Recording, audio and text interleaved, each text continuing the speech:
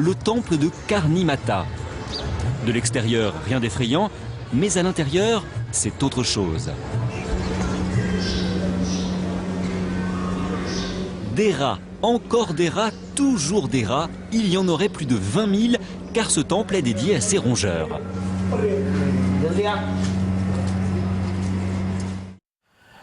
Si c'est vrai que toutes les religions sont bonnes, on peut donc adorer n'importe quoi, même des rats?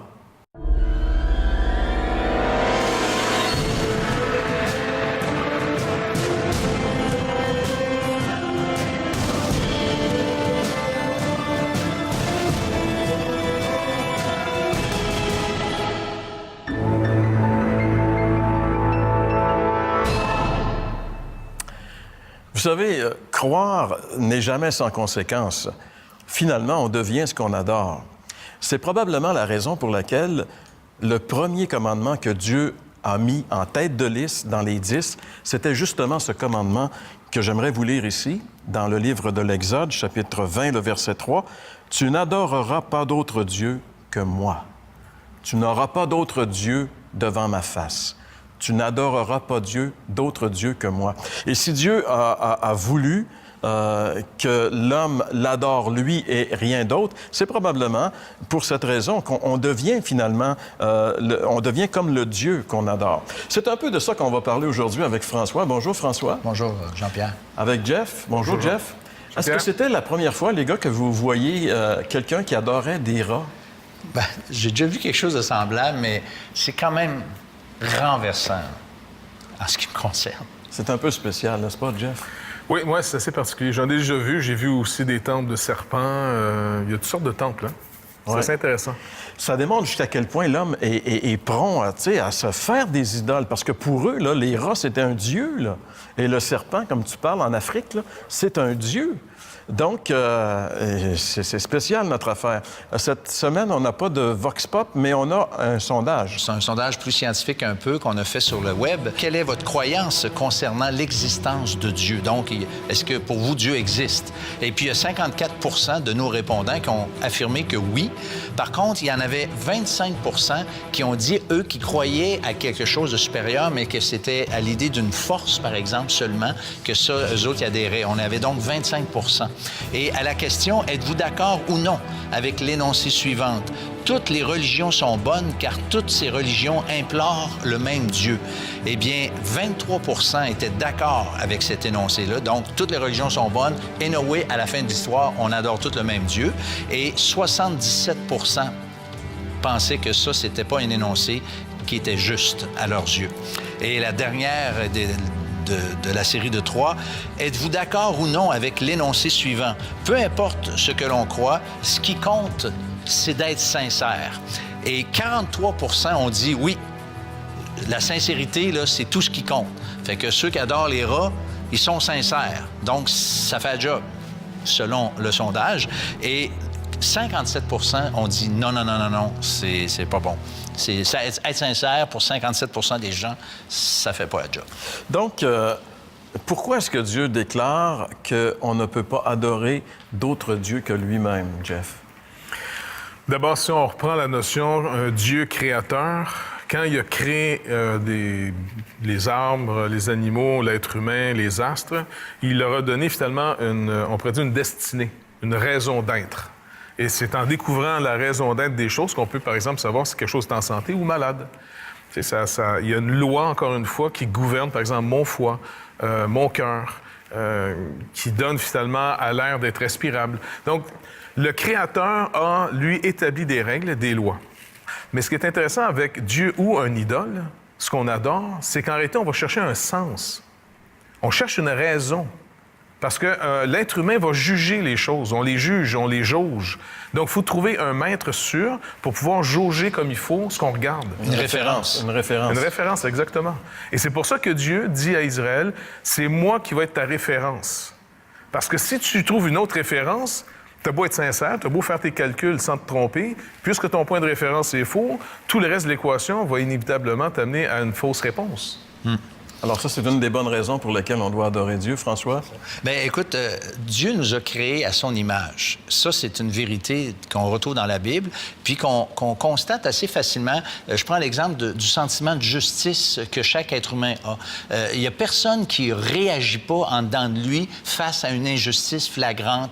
Je sais pas, quand quelqu'un, par exemple, a abusé d'un enfant ou, tu sais, n'importe quoi, là, face à l'injustice, ça vient tout le temps nous chercher, ça, parce que, justement, Dieu est un Dieu juste, puis même si on est, nous, des créatures qui ont été massacrées à cause du péché, il y a quand même ce sentiment-là de justice chez nous, puis on veut que la justice, même toutes les lois qu'on fait, c'est toujours basé sur la justice. Mais il y a quelqu'un qui a déjà dit, ça, je trouve ça intéressant, Dieu nous a fait à son image. C'est la Bible qui le dit. Et la personne a dit, l'homme le lui a bien rendu, c'est-à-dire qu'il s'est fait des dieux à son image, à lui. Tu sais, la référence que tu parlais tantôt, Jeff, elle est devenue lui-même. Fait que c'est pour ça qu'on en arrive à, adorer des rats, ou encore aujourd'hui, je dirais, ce qui est peut-être beaucoup plus populaire, il n'y en a pas beaucoup ici au Québec, je pense, qui adorent des rats, mais on décide qui est Dieu. Tu sais, le Dieu, là, que la Bible nous présente, c'est pas ce Dieu-là pour de vrai à qui on croit. Peut-être ça peut être un bon Dieu, mais c'est souvent un Dieu à notre image. On a décidé ce qui était bon, ce qui était mal, et puis on a fait, tu sais, c'est comme si Dieu, on l'ajustait. Toi, t'aimes à dire le domestiquer. Bien, c'est ça. On fait ça. On domestique Dieu. On le met comme nous, on aimerait qu'il soit, plutôt que de recevoir ce que lui dit qu'il est. Et c'est ça qui est important. Et souvent, comme on a dit tantôt, adorer un Dieu, quel qu'il soit, ça nous amène à être comme lui. Si on veut savoir qui est Dieu dans notre vie, on a juste à regarder où est-ce qu'on met notre argent, où est-ce qu'on met notre temps. Qu'est-ce qui... Tu sais, je veux dire, on a hâte à la fin de semaine pour faire quoi? C'est quoi qui va t'occuper? Qu'est-ce qui te préoccupe continuellement? Et finalement, si on analyse ça, on va voir qui est notre Dieu, parce que le Seigneur dit, là où est ton trésor, là sera ton cœur, dans le sens que ce qui nous occupe le plus, c'est ça qui est notre Dieu, finalement. Finalement, c'est pas important ce que tu dis, c'est ce que tu fais. C'est ça, la vérité. Eh bien, c'est sûr, notre langage corporel est plus important que notre langage. Mais j'avais juste un petit passage que j'aurais aimé lire ici, où il est question de Moïse qui montait sur la montagne. Il est dit, et à partir de cet exemple-là, il est question de ceux qui connaissent le seul vrai Dieu. Il est dit d'abord que là où est l'Esprit du Seigneur est présent, là est la liberté. Notre thème de l'émission aujourd'hui, c'est « Libérer pour vivre libre ». Eh bien, on ne peut pas être libre sans être là où est l'Esprit de Dieu. Et il continue en disant « Nous tous, le visage découvert, nous reflétons la gloire du Seigneur. Ainsi, nous sommes transformés pour être semblables au Seigneur et nous passons d'une gloire à une gloire plus grande encore. » Et ça, c'est vraiment le christianisme. Ça, c'est vraiment ce que produit le vrai Dieu. Les rats ne peuvent pas produire de gloire sur une personne, mais adorer le véritable Dieu fait en sorte que l'adorateur va être transformé de plus en plus à l'image de son Dieu, celui qui l'a créé à son image. Mais on a été un peu déformé par le péché et on doit être reformé. Et c'est un peu dans ce sens-là que nous allons encore poursuivre notre émission dans un instant. Vous avez des questions ou des commentaires sur ce que vous venez d'entendre? Contactez-nous par téléphone ou réagissez sur les médias sociaux.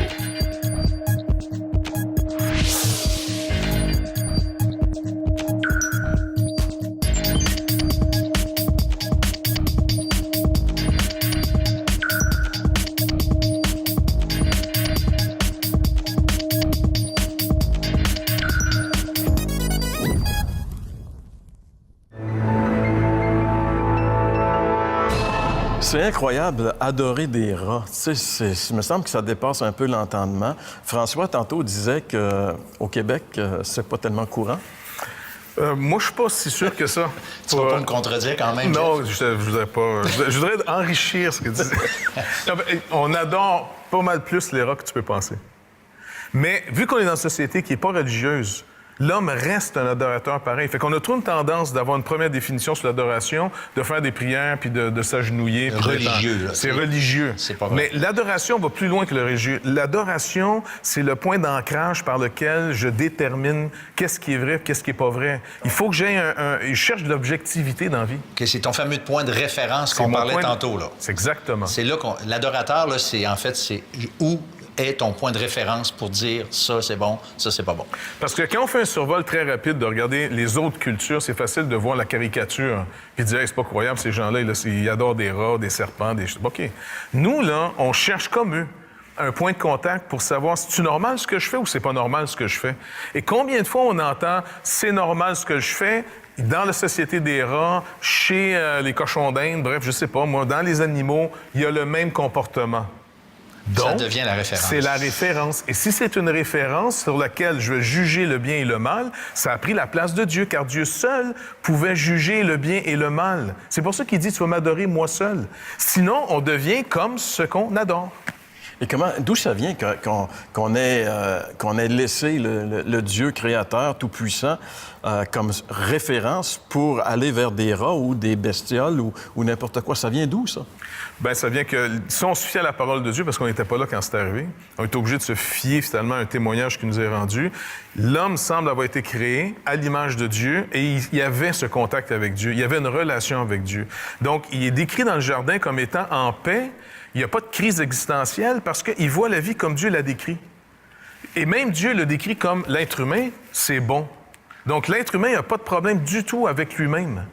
Mais quand il a brisé cette alliance dans le jardin, qui est définie par mangeant un certain fruit qui était défendu, qui lui donnerait la capacité de pouvoir juger par lui-même, d'établir les nouvelles règles d'après lui, autonome, c'est moi qui mène, c'est moi qui fais la loi. Alors, c'est à partir de ce moment-là que l'homme se perd, parce qu'il a perdu l'image dont il est. Il a perdu Dieu. C'est ça. Et en fait, c'est comme s'il avait exprimé sa propre volonté. En désobéissant à Dieu, puis en tassant Dieu comme référence, il a voulu exprimer, j'allais dire, sa liberté, son autonomie, mais c'est là qu'il a perdu sa référence, puis que la boussole est complètement folle, au fond. Mais en perdant Dieu comme ça, il perd plus que juste perdre Dieu, finalement. On perd la raison d'être. On ne sait plus. Parce qu'en réalité, si on était créé par Dieu, si on accepte que Dieu soit vraiment le Créateur, comme la Bible dit, et que nous sommes des créatures, alors on a été créé pour marcher avec Dieu, pour vivre avec Dieu, en communion avec lui. Et si on est séparé de lui, on perd notre raison d'être. Et je me rappelle, j'étais dans le début des super téléviseurs écran plat, là, les premiers. J'étais confronté à ça dans un magasin. Il y avait des vidéos qui tournaient là-dessus. C'était incroyable, HD, tout le kit. L'image était très belle. Puis je me disais, ce téléviseur-là, c'est incroyable. Mais si je fais juste le débrancher de la prise de courant, il ne sert plus à rien. Tu sais, il peut me donner les plus belles images, me faire vivre des choses incroyables, mais s'il est débranché, il a perdu sa raison d'être.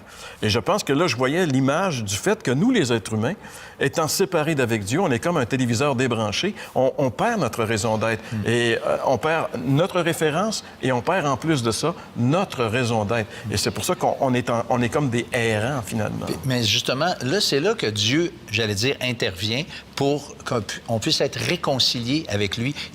Dieu, là, son plan pour chaque être humain, c'est de retrouver cette référence-là, mais pas juste la retrouver comme ça, parce que là, on a besoin d'être réconcilié, parce que finalement, on a foutu Dieu dehors, je pourrais le dire comme ça, et là, on a besoin de se réconcilier. Mais qu'est-ce qui est merveilleux, c'est que Dieu nous dit qu'il veut ça. Puis je lis ici un verset, Jean-Pierre, qui juste avant, est-ce qu'on pourrait dire que réconcilier, c'est être reconnecté?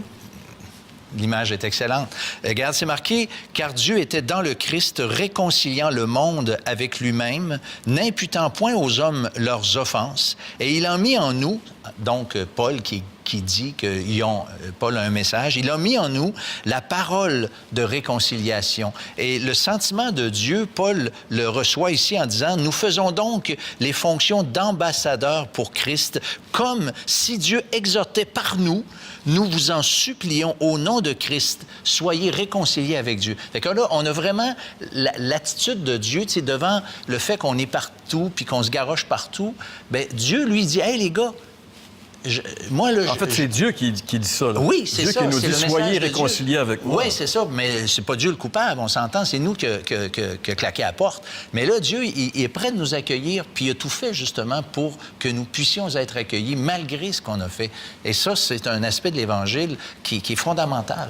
Donc, pour retrouver notre raison d'être, pour retrouver notre communion avec le Créateur, il faut être réconcilié avec lui. Il y a une façon de l'être réconcilié, et c'est justement le sujet sujet que nous allons aborder lors de notre prochaine intervention. On veut justement expliquer comment c'est possible à nous qui sommes déconnectés d'avec Dieu de se reconnecter avec lui, comment c'est possible de retrouver le véritable sens de notre existence. Et ça, c'est possible. Demeurez avec nous, on vous révèle la façon d'être reconnecté avec Dieu dans un instant. Vous avez des questions ou des commentaires sur ce que vous venez d'entendre? Contactez-nous par téléphone ou réagissez sur les médias sociaux.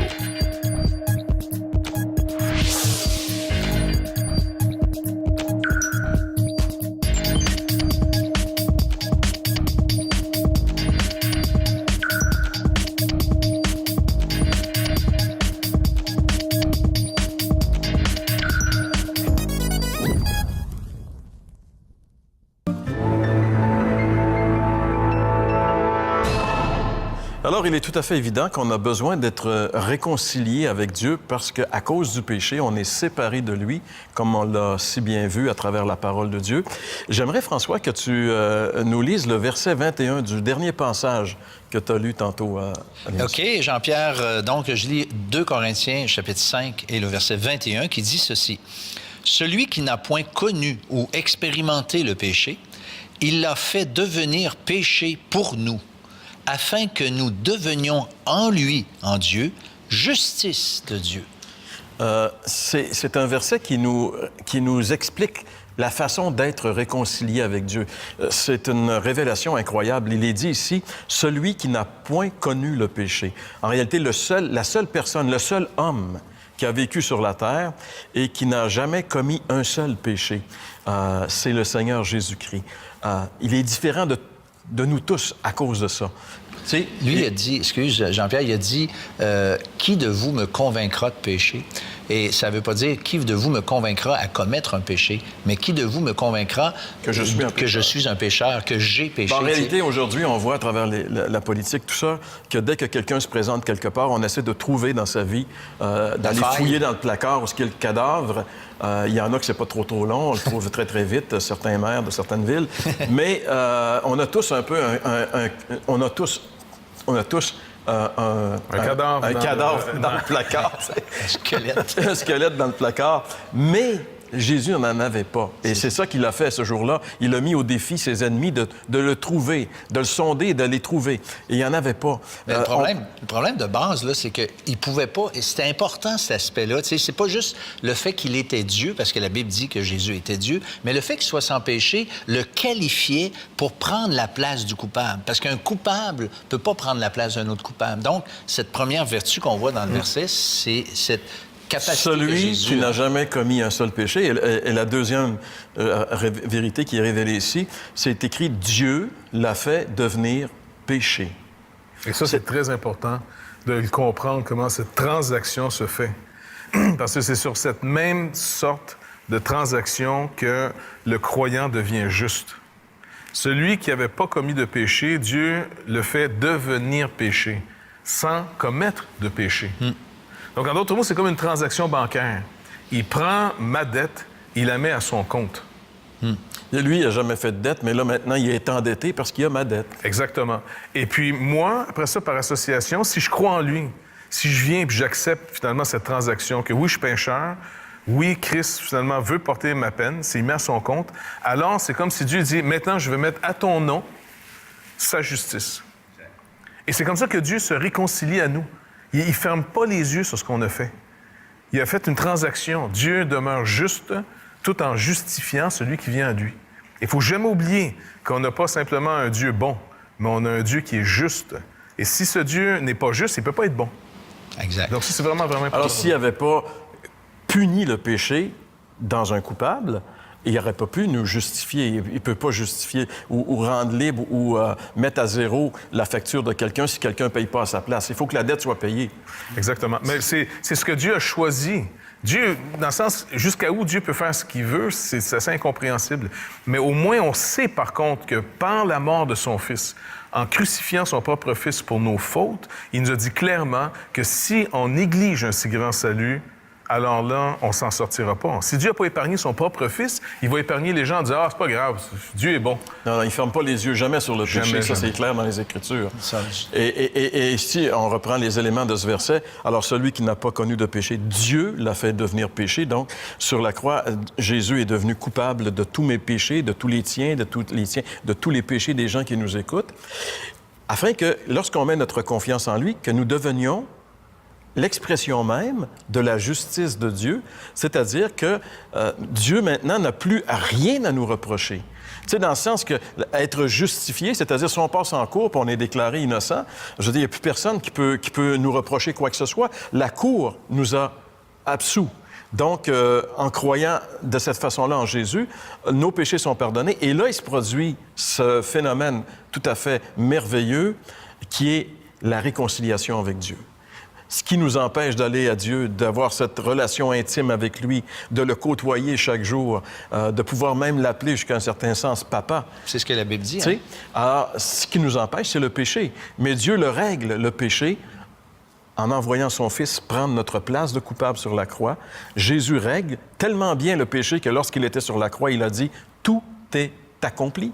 Tout ce qui devait être fait pour que je sois sauvé, Jésus l'a parfaitement accompli. Et maintenant, si je mets ma confiance en lui, eh bien, je suis réconcilié avec Dieu. Et la preuve que je suis réconcilié avec Dieu, c'est que le moment où je fais ça, Dieu vient habiter en moi dans la personne du Saint-Esprit, et là, ma vie va changer complètement. Alors, l'item important dans toute cette histoire-là, la réconciliation existe, mais c'est d'être réconcilié avec Dieu. J'aimerais vous inviter à être réconcilié avec le Seigneur Jésus-Christ, à venir à lui tel que vous êtes. Vous avez entendu, vous savez maintenant, vous n'êtes plus dans l'ignorance, mais ce que vous avez à faire maintenant, c'est de venir à Jésus, de reconnaître que sur la croix, Jésus vous a tellement aimé qu'il a pris votre péché, qu'il a été puni comme un coupable à cause de vos péchés, vos mensonges, vos tricheries, tout ça, Jésus les a pris sur lui et il a accepté de subir à votre place le jugement de Dieu pour vos péchés. Mais pour que vous puissiez devenir justice de Dieu, pour que vous puissiez bénéficier, vous devez simplement vous reconnaître pécheur coupable devant lui et l'inviter à venir dans votre vie en lui disant simplement « Seigneur, je reconnais que je suis séparé de toi. Je reconnais, Seigneur, que ce que ta Bible dit, ce que tu nous dis dans ta parole, c'est vrai. Et maintenant, j'aimerais que tu viennes dans ma vie afin de me transformer, me pardonner et me réconcilier avec toi. Seigneur, viens, je te le demande. Et le Seigneur va venir et vous donner une vie complètement nouvelle.